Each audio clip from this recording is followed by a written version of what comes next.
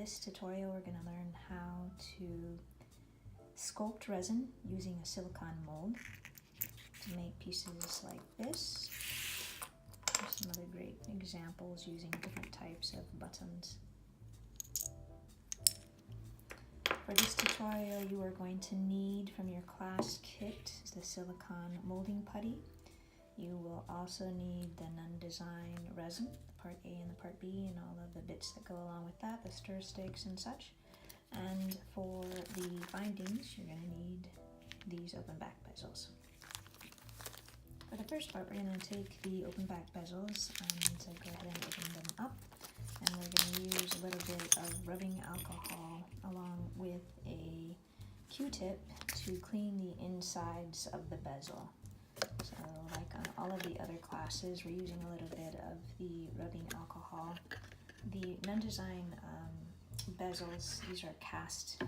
Actually, these ones are actually made with brass, and then we are plating them with 0.999 silver and 24 karat gold, and we then oxidize it to give it this aged look. And the oxidization can easily colorize the resin if you have it on there, and also could be dirty. There could be dirts and oils, so it's a good idea, even if it isn't a Nunn Design binding, which I hope it is, that you clean it off just to get the oils and such, and that'll help with the usage of the resin attaching and adhering to the bezels.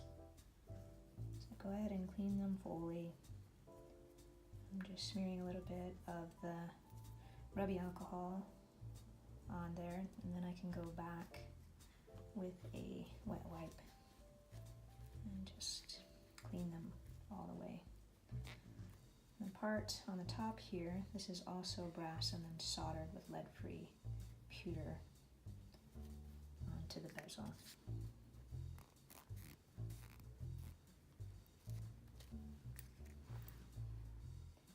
Once your bezels are clean, go ahead and put the top back on your piece and set those bezels aside for a moment. And we're going to focus on making the mold using Easy Mold silicone putty in part A and part B. In the kit it comes like this, or if you're buying the actual pack it will look like this. Before you mix your putty, you're going to want to choose an impression. And I'm using, these are all just vintage buttons that I have.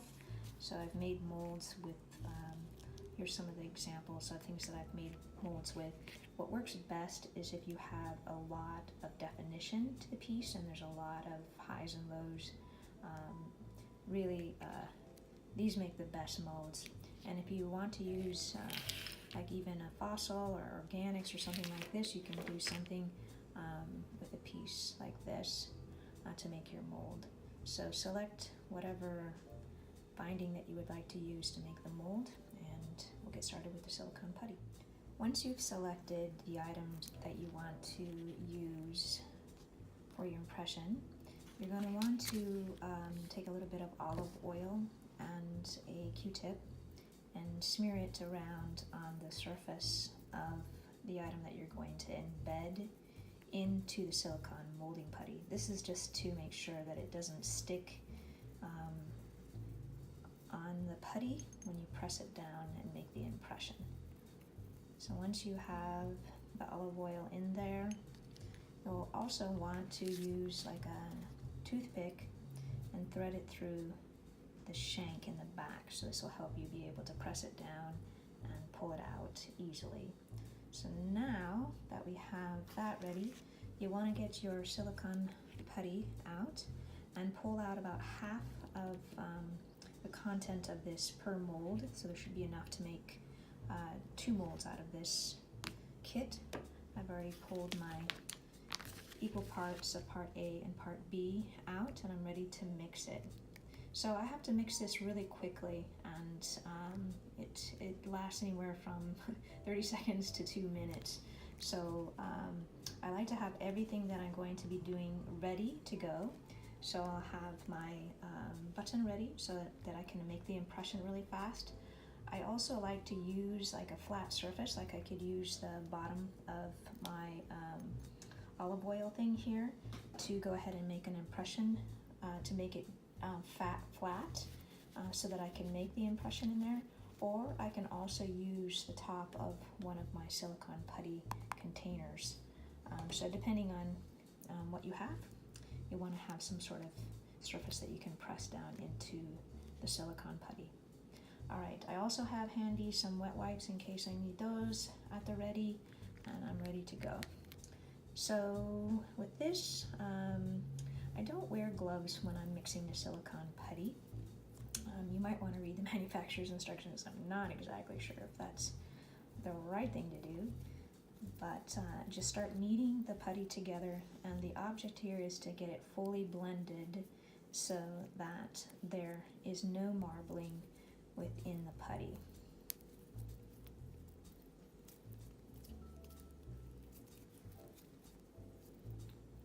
Once it starts to look like you have it marbled, go ahead and roll it into a ball.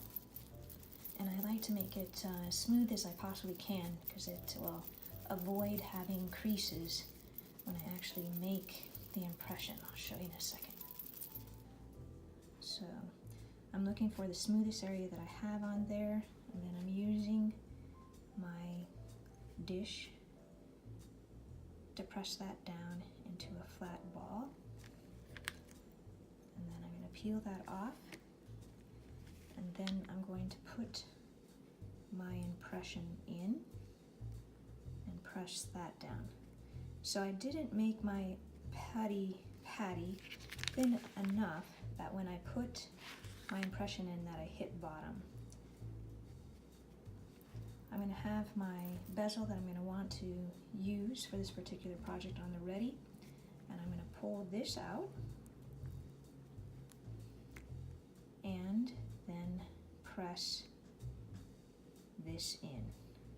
This is going to help me have a nice registration all around that edge in the putty, and I can reuse this this mold over and over again. So I'm going to let this set for about 20 minutes, and then we'll go to the next step. While you're letting that set up, you're going to want to make sure that you take a moment to clean your button or your found object, such as a fossil, off with a wet wipe, so that this is nice and clean for the next time. Also, I like to check to see if I had any of the putty in any of the little crevices, and I can remove that from there too. After 20 minutes, the mold will be very firm and hard to the touch, but you're going to want to wait a full 24 hours before you do the next step of mixing the resin and pouring it in. The mold is still off-gassing for that 24 hours.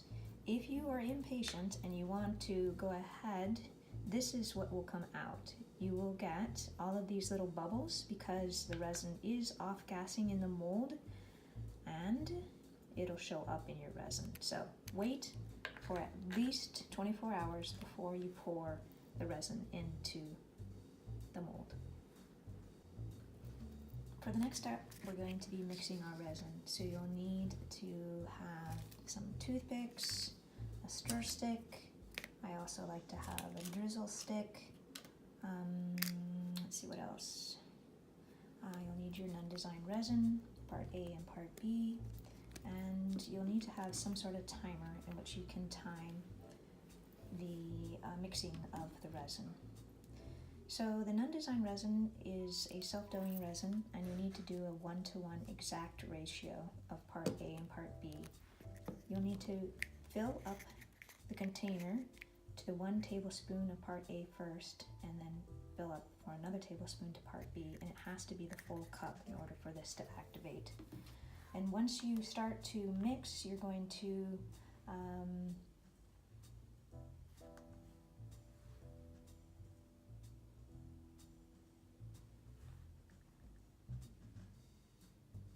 need to set your timer for 2 minutes, and so I have that ready, and I'm ready to start with part A. So I like to get down right next to the container of the mixing cup, so I can see exactly when I hit that 1 tablespoon mark. So I'm right down next to it. I start pouring it into the mixing cup. My bottle is very tilted at this time, and as I start to get closer to that, I bring this a little bit more level and wait till I get right to where that 1 tablespoon line is. The part A tends to be a lot thicker than the part B, and that's just normal. So as I start to get really close to that line, I'm slowing my flow slightly by tilting my cup. I'm tilting my bottle down, and then I'm twisting this edge to end that flow right when I hit that line. And then I like to wipe off the top of my container so that this is not sticky at all. The next time I open and use it, and put the lid back on. And now you're ready to use the part B and fill that up to the 2 tablespoon mark. So I'm getting down right next to it again. Pours much faster, bringing it right up to that 2 tablespoon mark. As it starts to get a little bit closer to that line, I slow the flow, twist the top, clean the top, and then put the lid back on.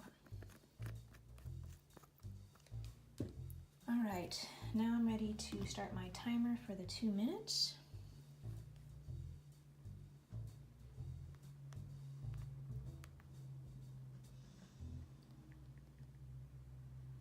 So I can start the timer. And for mixing the resin, just place your stir stick right down into the resin, and I'm slowly stirring it first. And it is a full container, so you can take your time. I like to hold it down at the base to give it some stability. You can see it turns milky white as the 2 parts A and B are starting to mix together. Go around the outside edge and scrape this, and then every now and then stop and make sure that all of the content on the stir stick is back in the cup. Come back in, scrape it off of the sides, and continue to stir.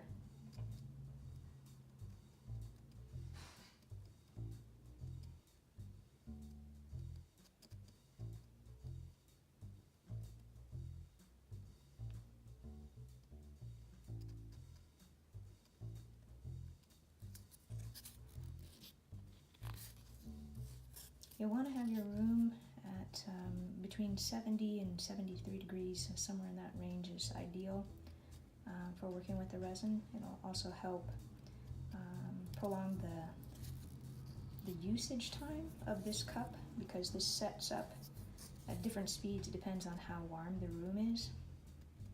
I've shot videos and 100 degrees weather, and sometimes the resin can set up as fast as in 10 minutes.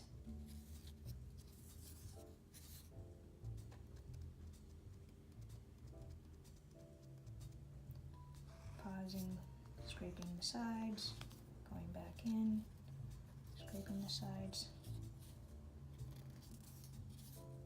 and continuing to blend.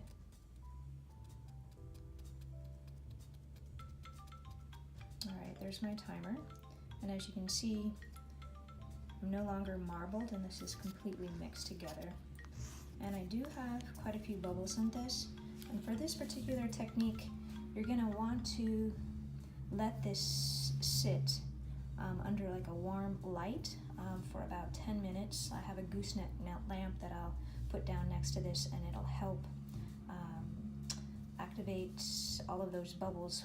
The heat will have them rise to the surface and pop, and this will start to dissipate all of these bubbles that are inside of there. So after about 5 minutes, the bubbles have dissipated a little bit. I didn't put it under a warm light, but if I had put it under a warm light, it would have less bubbles. But I'm going to move on to the next step. So my mold has been sitting for about 24 hours, and now I'm ready to do the next step with this. You can see that you can take the finding in and out, and use this top part right here as a register of it exactly fitting in the right way, so you can reuse these multiple times. For this, I'm going to put a little card down so I can pick this up easily.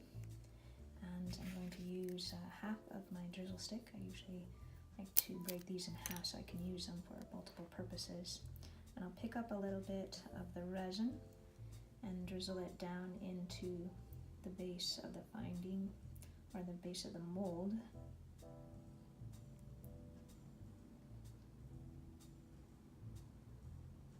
This technique works best when the resin is starting to get slightly thick.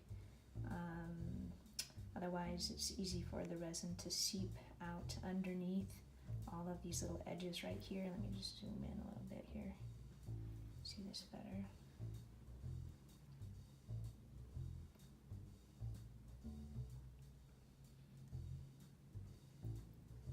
So I'm placing a little bit of the resin inside of the mold, and then I'm going to go back in and move this around with my toothpick, and this will help move the resin around, but it'll also help dislodge any air bubbles that might be inside of the mold as I'm pressing this down into all of those little crevices. I don't have my stinking mic on. Hopefully you can hear me now.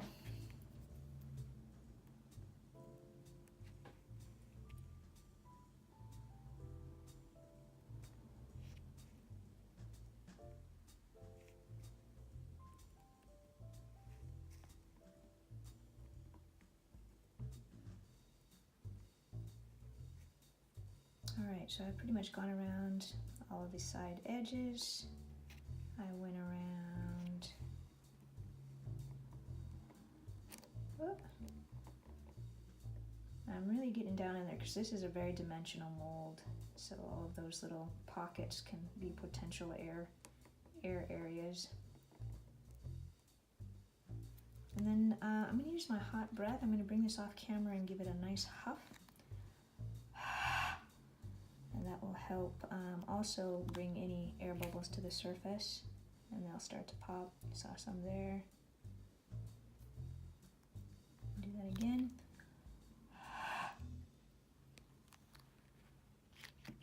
Now I'm ready to continue to drizzle a little bit more of that resin into the bezel.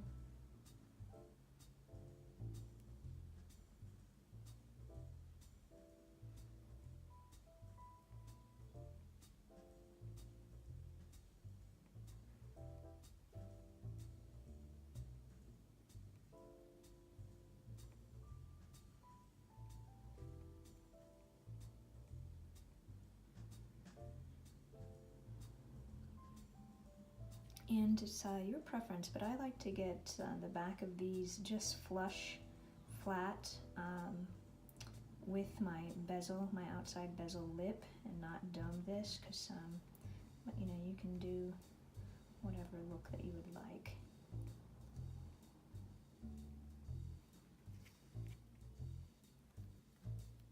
If you got any resin on the outside edges, you can use a clean toothpick and go in and try to straighten that off. I noticed that when I carried over a little bit, I had a little drizzle of resin that went on the outside edge. And now you're going to let this sit for another 12 hours. These pieces have been sitting for about 24 hours, and these are completely cured. So to remove them from the mold, you bend back, and you can see that it's separating very easily from the mold. And there's your design. It's easiest to do this next part when this resin is at the 12-hour soft cure stage, not fully cured. But what you'll want to do is just come in and you just grab it with a pair of needle nose pliers right next to it, right next to the bezel. We'll zoom in on here so you can see this a little better. And you just bend this back and you can see that that resin is peeling away very nicely.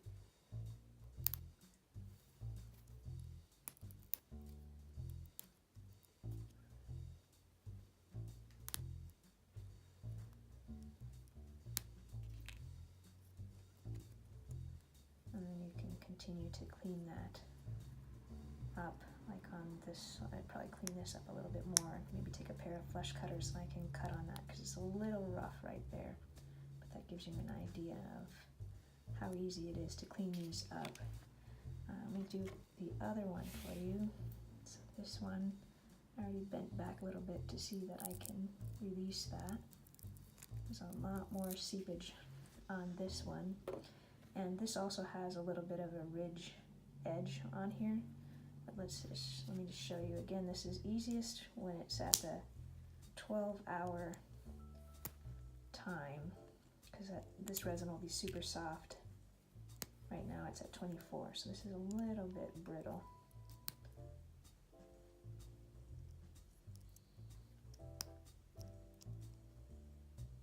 You want to be careful up around this loop, because that is a soldered on bezel, so we don't want to be torquing on it too much. Soldered on jump ring.